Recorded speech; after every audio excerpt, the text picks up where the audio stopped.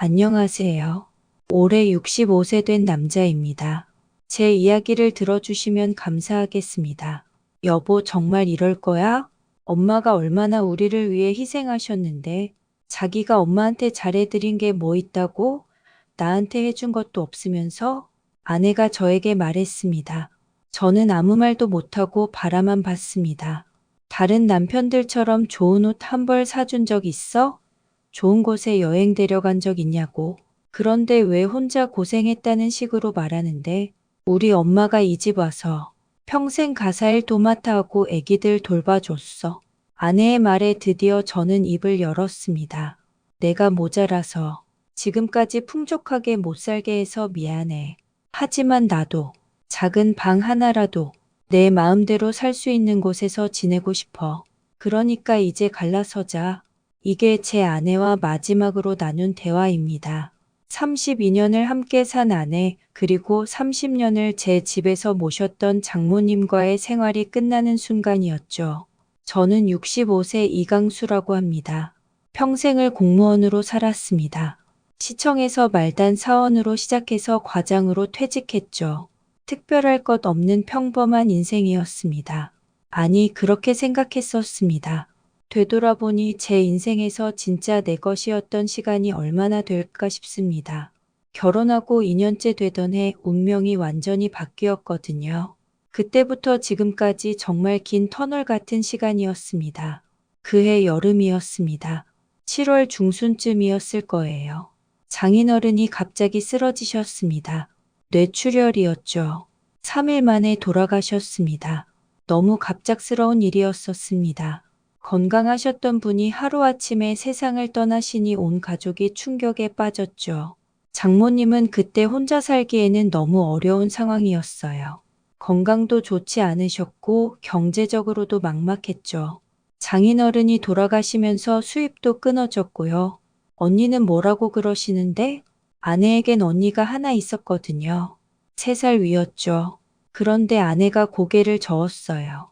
언니네는 애들도 어려서 힘들다고 해. 형부도 직장 다니느라 바쁘고. 그럼 어떡하지? 우리가 모시면 어떨까? 그 말을 듣는 순간 솔직히 말하면 망설여졌습니다. 신혼 2년 차에 장모님을 모시고 산다는 게 쉬운 일은 아니니까요. 더군다나 저희는 아직 아이도 없었고 경제적으로도 그리 넉넉하지 않았어요. 제 월급으로 세 식구가 살아야 한다는 부담감이 있었죠. 하지만 거절할 명분도 없었어요. 아내가 외동딸도 아니었지만 그래도 자식이 모시는 게 당연하다고 생각했고 무엇보다 나이 드신 분을 혼자 두고 볼 수는 없잖아요. 특히 장인어른을 잃고 시리에 빠진 상황에서 말이에요. 알겠어. 모시자. 정말? 그래야지. 어머님이 혼자 어떻게 사셔? 아내는 고마워하며 울었습니다. 사실 거절당할 각오도 하고 있었던 것 같아요. 하지만 저는 당연한 일이라고 생각했어요. 그게 사람 도리고 특히 사위로서 해야 할 일이라고 믿었죠. 그렇게 그해 가을 10월 초에 장모님이 저희 집에 들어오셨어요. 당시 저희는 신혼집으로 방 2개짜리 아파트에 살고 있었는데 하나는 안방, 하나는 작은 방이었습니다. 작은 방이 장모님 방이 되었죠. 처음 몇 달은 나쁘지 않았습니다. 장모님도 조심스러워 하셨고 아내도 친정 어머니와 함께 지낼 수 있어서 좋아했어요. 특히 신혼초라 아직 서툰 살림에 장모님이 도움을 많이 주셨거든요. 집안일도 분담하니까 아내가 덜 힘들어했죠. 저도 크게 불편하지 않았습니다. 정말 처음에는 그랬어요. 장모님이 워낙 조심스럽게 행동하셨고 제가 출근해서 돌아오면 따뜻한 밥도 준비해 주시고 가끔은 제가 좋아하는 음식도 만들어 주셨거든요. 이서방, 이거 먹어봐. 내가 우리 사위 주려고 새벽부터 만든 거야. 뭐예요? 이게? 호박전이야. 직접 부쳤어.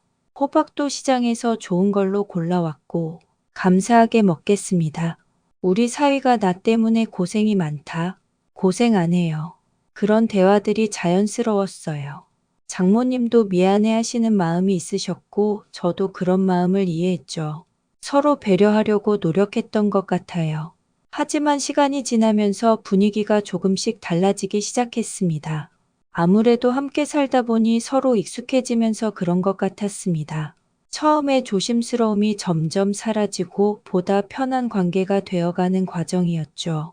그런데 그 편함이라는 게 저에게는 조금 다른 의미였어요. 이거 좀 봐. 어느 날 결혼한 지 2년쯤 지났을 때였습니다. 장모님이 택배 상자를 들고 오셨어요. 김서방한테서 온 거야. 형님한테서요? 응. 사업이 잘 되나 봐. 이런 좋은 걸 보내주네. 상자 안에는 비싼 목도리가 들어 있었습니다. 명절에 못 내려간다고 대신 보낸다는 편지와 함께해요. 형님은 그때 작은 사업을 시작한 지 얼마 안 됐었는데 벌써 여유가 생긴 모양이었습니다. 역시 든든해. 이런 사위가 또 어디 있을까? 그 말을 들으면서 묘한 기분이 들었습니다.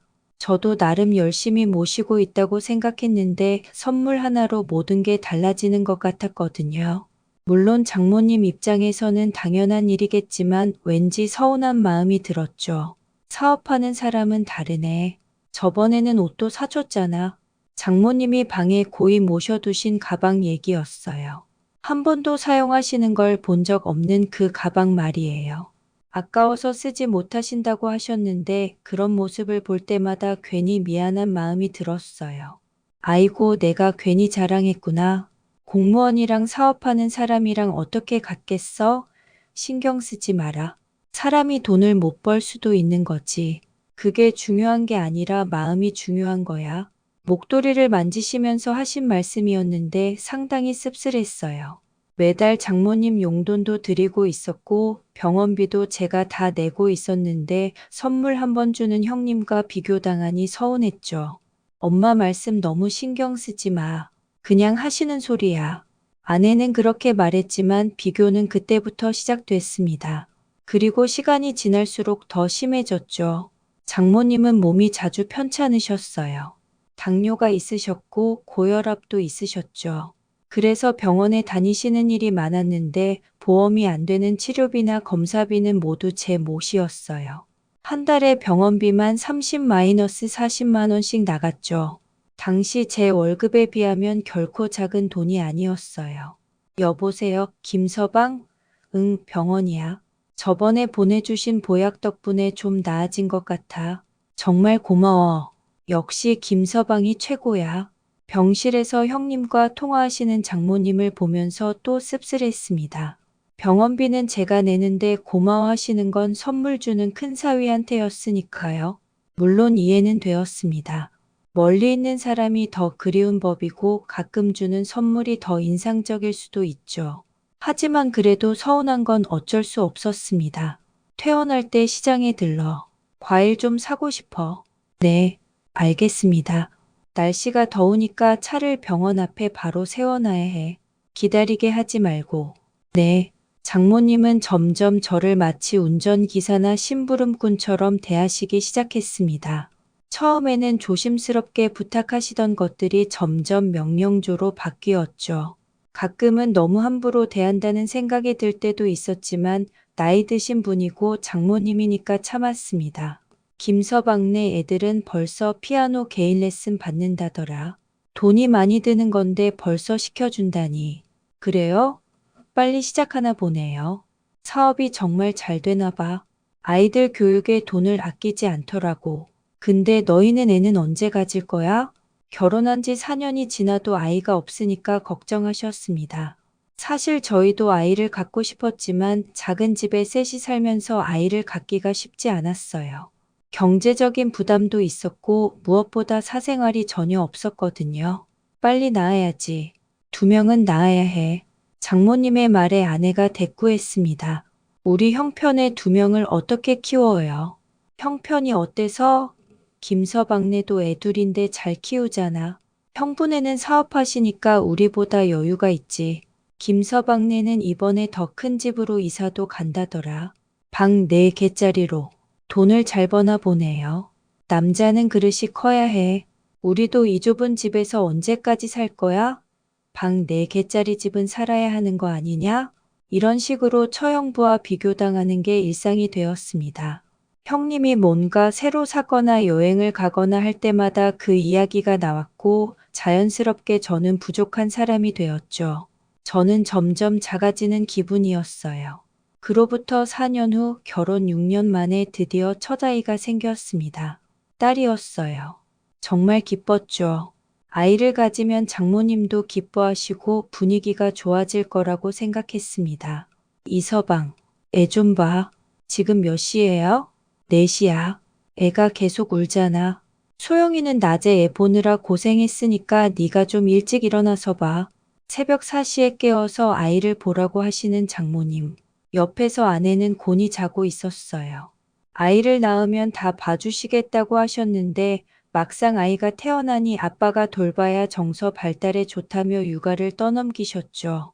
처음에는 당연한 일이라고 생각했어요. 아빠가 육아에 참여하는 게 맞다고 생각했거든요. 하지만 매일 새벽 4시에 일어나서 아이를 보고 그러고 나서 출근을 하니 너무 피곤했어요. 직장에서도 졸음과 싸워야 했죠. 이서방, 옷차림이 그게 뭐야? 예? 아무리 가족이라도 장모 앞에서 팬티만 입고 돌아다녀? 부끄럽게. 아, 죄송합니다. 새벽에 아이 보느라 옷 입을 겨를이 없었는데 그것까지 지적받았어요. 아내와 둘이 살 때는 편하게 입고 다녔는데 장모님이 계시니까 항상 신경 써야 했죠. 그리고 애 기저귀 갈 때 좀 조용히 해. 새벽에 너무 시끄러워. 네, 조심할게요. 하지만 아이는 밤에 더 많이 울었고 기저귀도 자주 갈아야 했어요. 그리고 제 집인데 제 집 같지 않았어요. 마치 처가살이하는 기분이었죠. 아내는 친정어머니와 함께 있으니 좋았겠지만 저만 외톨이가 된 느낌이었습니다. 집에서 편히 쉴 수가 없었거든요.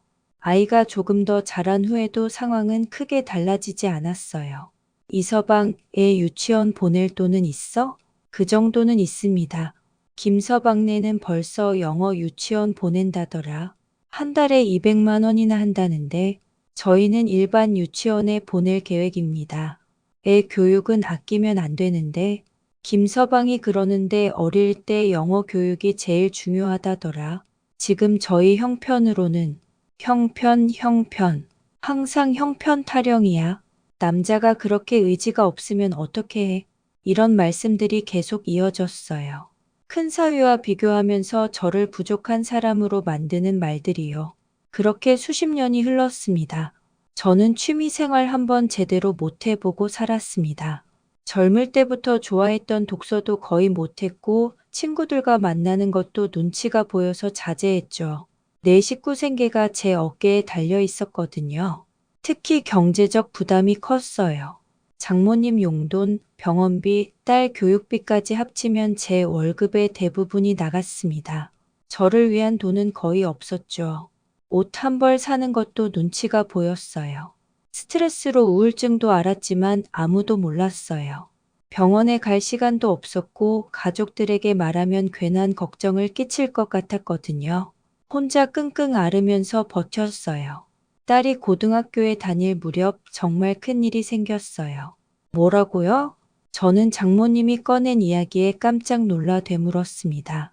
아니, 어머니가 나쁜 게 아니라 그 사람이 나쁜 거야. 최 사장님 알지? 어머니 지인. 아내가 설명했어요. 장모님이 그 지인한테 2,500만 원을 빌려줬는데 그 사람이 사업에 실패하고 잠적했다는 거였어요. 어머님이 무슨 돈으로 그렇게 큰 돈을 빌려주셨어요? 그동안 모아두신 돈이랑. 아, 그리고 적금도 깨셨대. 그 적금이라는 게 제가 매달 장모님 용돈 외에 따로 넣어드렸던 거였습니다. 노후를 위해서라고 하면서 월 30만 원씩 넣어드렸는데 그걸 깨서 빌려주신 거였죠. 평생 자잘한 사고를 많이 치셨던 장모님이었어요. 전화 사기에 속아서 돈을 보낸 적도 있었고 길에서 만난 사람 얘기 듣고 이상한 건강식품을 사온 적도 있었죠. 돈의 무게를 모르시니까 함부로 쓰시는 거였어요. 그 빚을 갚으려면 제가 또 몇 년은 고생해야 했어요. 딸 대학 등록금도 준비해야 하는 상황에서 2,500만 원이라는 큰 돈이 추가로 필요하게 된 거죠. 언니한테는 말해봤어? 형부가 사업 어렵다고 힘들다더라. 요즘 경기가 안 좋아서 자기도 여유가 없다고. 늘 그랬어요. 처형은 좋은 선물만 주고 모든 책임은 저희한테 떠넘겼죠. 사실 형님 사업이 잘 되고 있다는 걸 저도 알고 있었어요. 새 차도 샀고 집도 더 큰 곳으로 이사 갔거든요. 하지만 직접적인 경제적 부담은 지지 않으려고 했어요. 그때 처음으로 정말 억울하다는 생각이 들었어요. 왜 저만 모든 걸 책임져야 하는지, 처형은 왜 아무 부담도 지지 않는지 이해할 수 없었어요. 하지만 어쩔 수 없었죠. 장모님을 모시고 사는 건 저희였으니까요. 회사에서도 어려운 시기였어요. 구조조정이 시작됐거든요. 50대 직원들이 주요 타겟이었죠. 저도 그 나이에 접어들고 있어서 매일 아침 출근할 때마다 불안했어요. 오늘 살아남을 수 있을까? 잘리면 어떻게 하지? 그런 걱정들로 가득했죠. 집에서는 경제적 부담으로 힘들고, 직장에서는 구조조정 걱정으로 힘들고, 정말 사면초가였어요. 그래도 다행히 정년까지 버틸 수 있었습니다. 장모님 빚도 몇 년에 걸쳐서 갚았고, 딸도 대학에 보냈죠. 물론 그 과정에서 제 건강은 많이 나빠졌지만요. 여보, 우리 둘이 여행 좀 갈까? 제주도도 한 번 못 가봤네. 퇴직을 앞두고 아내에게 말했습니다. 28년 만에 둘이서 여행을 가보고 싶었거든요. 그동안 여행다운 여행을 한 번도 못 해봤습니다. 항상 장모님 때문에 멀리 갈 수도 없었고 경제적 여유도 없었으니까요. 좋아. 오랜만에 둘이 있어 보자. 아내도 좋아했어요. 모든 게 완벽했죠. 항공료도 예약하고 숙소도 잡고 가볼 곳들도 리스트를 짜놨습니다. 거진 30년 만에 제대로 된 부부 여행이 될 거라고 기대했죠. 그런데 출발 이틀 전에 문제가 생겼습니다. 이번에 온천 가는 거 취소됐어. 장모님이 처형네와 가려던 온천 여행이 취소됐다는 거예요. 어쩌다가요? 은주가 갑자기 아프다고 해서 못 간다더라. 은주는 처형의 딸 조카가 아프다는 말이었어요. 제주도는 나도 안 가봤는데 혼자 집에 있으면 심심하고 무섭고 그 말을 듣는 순간 마음이 확 식었어요. 설마 하는 생각이 들었거든요. 같이 가면 좋을 텐데 표가 없을 텐데요. 제가 애둘러 거절하려고 했지만 아내가 금세 인터넷으로 검색해서 추가 항공료를 찾아냈어요. 표 있어. 하나 더 예약할 수 있겠네. 저도 바람 좀 쐬고 싶은데 혼자 있으면 답답해요. 결혼기념일이라고 좀 그래요? 나중에는 못 갈 텐데 결국 거절할 수 없었습니다. 결혼기념일에 셋이서 제주도에 가게 됐죠.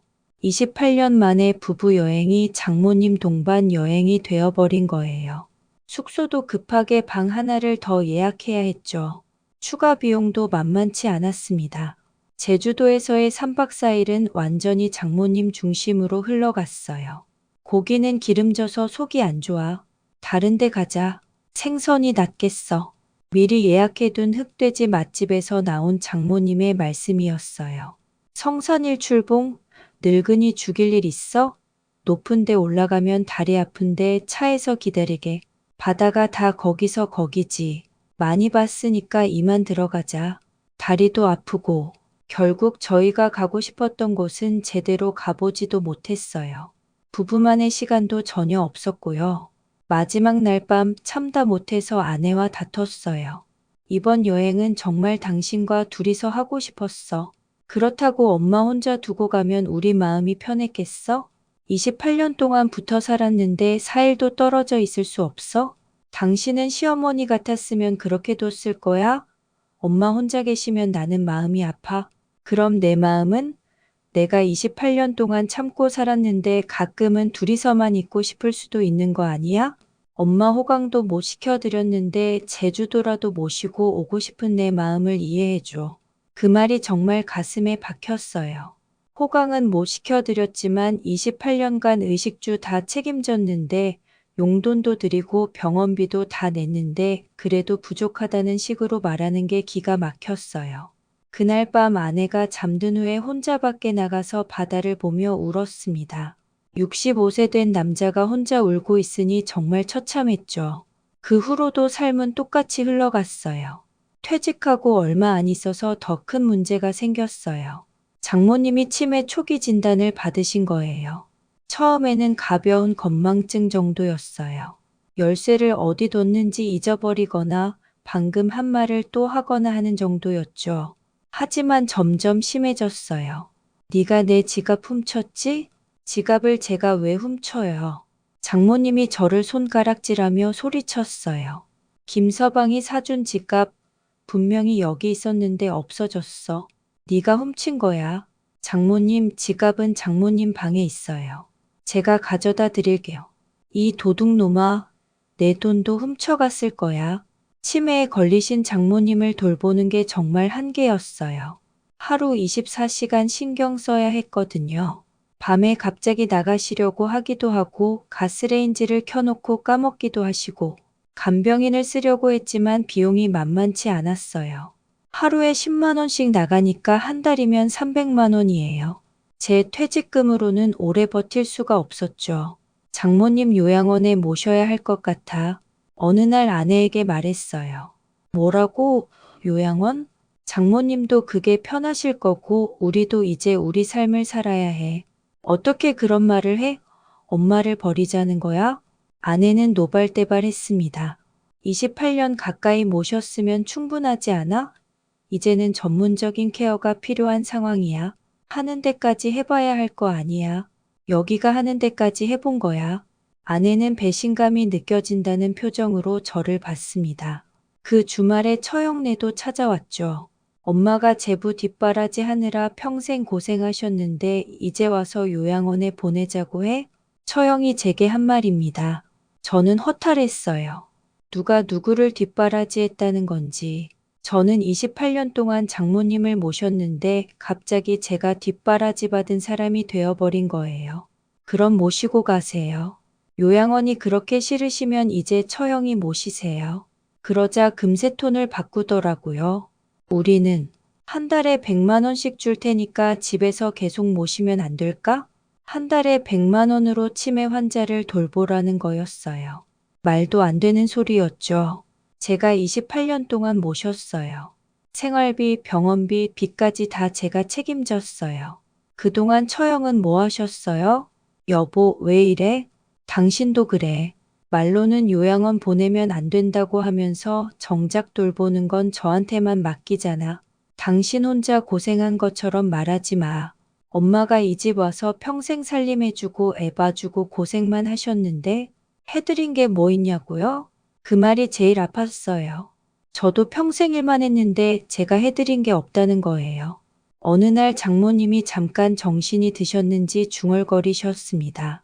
큰딸한테 갔으면 이런 꼴 안 당했을 텐데 그때 거기로 갔어야 했어. 둘째를 좀 더 부자한테 시집 보냈어야 했어. 착한 것만 믿고 결혼시켰는데 착한 게 밥 먹여주나? 착한 게 집을 사주나? 내 잘못이다. 그 말을 들으니 더 이상 버틸 수가 없었어요. 28년 동안 최선을 다해서 모셨는데 결국 이런 취급을 받는구나 싶었죠.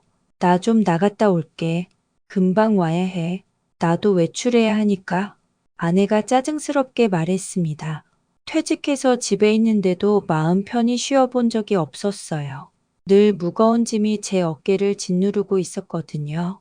그날 밤 결심했어요. 이제 그 짐을 내려놓자고. 다음 날 아내가 외출 준비를 할 때 서류를 내밀었어요. 이게 뭐야? 이혼 서류. 갑자기 왜 이혼? 무슨 소리야? 당신은 어머님 모시고 살아. 나는 따로 나가서 살겠어. 엄마 치매 걸렸다고 이혼하겠다고 너무하는 거 아니야? 28년 동안 자식돌이 했으면 충분해. 나도 내 인생 좀 살아보고 싶어. 우리 나이가 몇인데 이혼이야? 그러니까 우리 나이가 몇이야? 65세. 이렇게 되어버렸어. 정말 이기적이야. 어떻게 엄마가 저런 상황에 우리를 버려? 할 만큼 했어. 이제 남은 인생 좀 내 마음대로 살고 싶어. 그러면 나는? 당신도 원하는 대로 살아. 어머님 모시고 싶으면 모시고 아니면 처형이랑 상의해서 결정해. 애가 아직 결혼도 안 했는데 딸은 이제 다 컸어. 자기 생활 있고. 아내가 나중에는 눈물까지 흘리며 붙잡으려 했지만 제 마음은 이미 굳어진 상태였어요. 내가 능력이 없어서 편하게 못 살게 해서 미안해. 하지만 나도 작은 방에서라도 내 마음 편한 곳에서 살고 싶어. 결국 그해 여름에 이혼했어요. 65세에 28년 결혼 생활을 정리한 거죠. 작은 원룸으로 이사했어요. 30년 만에 처음으로 혼자만의 공간이었어요. 방 하나, 작은 부엌, 화장실. 그게 전부였지만 제게는 궁전 같았어요. 새 직장도 구했습니다. 아파트 경비일이었는데 월 250만 원 정도 받았습니다. 예전 월급에 비하면 적었지만 혼자 살기에는 충분했습니다. 퇴근 후에 러닝 셔츠 입고 맥주 한 캔 따는 게 이렇게 자유로울 줄 몰랐어요. 챙길 사람도 없지만 눈치 볼 사람도 없었거든요. 보고 싶은 TV 프로그램도 마음대로 볼 수 있고 먹고 싶은 음식도 마음대로 해 먹을 수 있었습니다. 처음에는 적막감이 어색했습니다. 28년 동안 항상 누군가와 함께 살았는데 갑자기 혼자 되니까 이상하더라고요. 하지만 금방 적응됐습니다. 오히려 이게 진짜 제 모습인 것 같았습니다. 딸을 통해서 아내 소식을 가끔 들었습니다. 할머니 저번 주에 요양원 들어가셨어요. 엄마가 그렇게 하자고 했어? 엄마가 먼저 보내자고 이모한테 전화했대요. 못 돌보겠다고. 예상했던 일이었습니다. 치매 환자를 혼자서 돌보는 건 정말 어려운 일이거든요. 엄마는 어떻게 지내? 마트에서 알바로 일하시는데 어제 전화해보니 그것도 그만뒀대요. 힘들다고. 그렇구나. 아빠는 신경 쓰지 말고 아빠 인생 사세요. 아빠 정말 고생 많으셨어요. 저도 다 알아요. 딸의 그 말에 그동안 쌓였던 서운함이 다 풀리는 것 같았습니다. 누군가는 제 고생을 알아주고 있었던 거예요. 2년 후에 장모님 부고를 받았습니다. 향년 92세셨죠. 장례식에 참석했는데 아이러니하게도 제가 제일 많이 운 것 같았어요. 32년을 함께 살았으니 정이 안 들 수가 없었거든요. 고마웠어, 여보. 정말 미안해. 그때서야 아내가 저에게 고맙다고 미안하다고 했습니다. 당신도 건강 챙기고 잘 지내. 장례가 끝나고 작별 인사를 했습니다. 아내가 붙잡고 싶어 하는 것 같았지만 저는 돌아섰어요. 지금 65세가 된 제게는 작지만 온전히 제 공간이 있어요. 아무도 간섭하지 않는 곳이요. 28년 만에 찾은 자유예요. 늦었지만 이제라도 제 인생을 살아보려고 합니다. 그동안 못 해본 것들을 하나씩 해볼 생각입니다. 독서도 하고 산책도 하고 가끔은 혼자 영화도 보러 가고요. 혹시 저와 비슷한 상황에 있는 분들이 계시다면 말씀드리고 싶습니다. 너무 오래 참지 마세요. 인생은 한 번뿐이에요. 가족을 위해 희생하는 것도 중요하지만 자신의 행복도 소중합니다. 저는 이제 후회하지 않습니다. 28년 동안 최선을 다했고 이제는 제 삶을 살 차례라고 생각해요. 비록 늦은 시작이지만 남은 인생만큼은 제가 원하는 대로 살아갈 거예요. 감사합니다.